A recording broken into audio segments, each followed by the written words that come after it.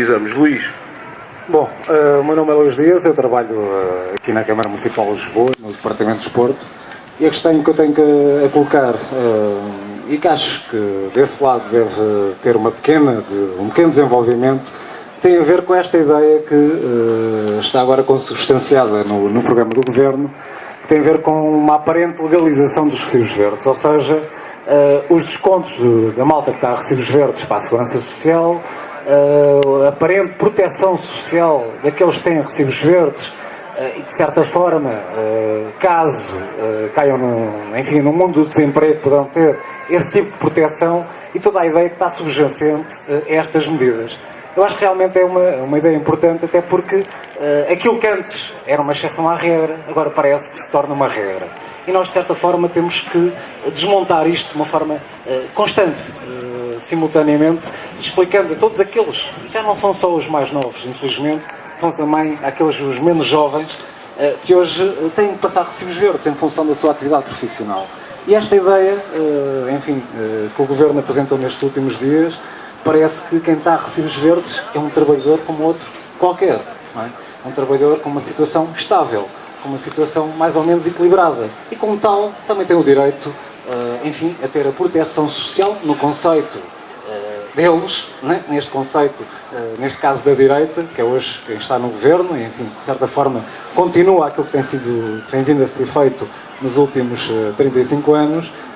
mas que, de certa forma, generaliza e legaliza, principalmente, e, a meu ver, de uma forma muito errada, aquilo que são os recibos verdes e tudo aquilo que está inerente aos recibos verdes. Eu acho que era uma questão interessante vocês desenvolverem, explicarem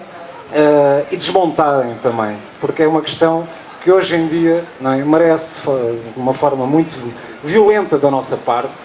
porque tem mesmo de ser assim, não é, uma explicação muito cabal e muito concreta e muito séria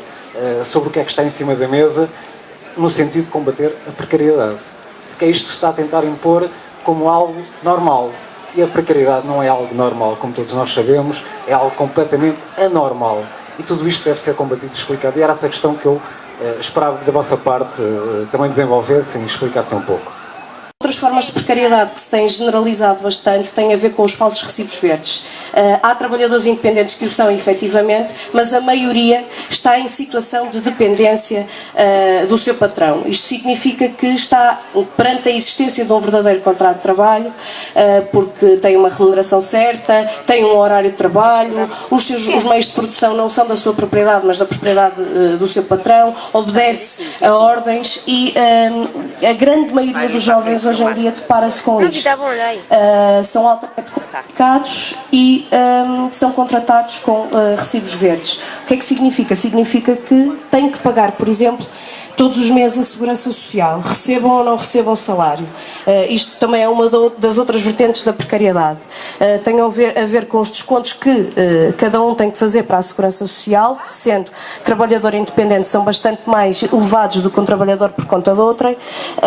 e depois, receba ou não receba, tem que pagar, porque senão depois paga multa e com eles não há, a Segurança Social não há perdão, como há perdão para grandes empresas, por exemplo, ou como há agora, está previsto até no programa do Governo, que possam ser os patrões a pagar de taxa social única o mesmo que paga um trabalhador, que é absolutamente injusto, porque temos patrões e trabalhadores a contribuir da mesma forma e é a Segurança Social e é através da taxa social única que depois se paga o subsídio de desemprego, o subsídio de doença, etc. E, portanto, significa que a Segurança Social vai ser descapitalizada, vai ter cada vez menos fundos e, portanto, as pessoas, se quiserem, que façam uma conta à parte e que se protejam nas suas situações de desemprego ou na situação de velhice. Os falsos recibos verdes, de facto, já atingem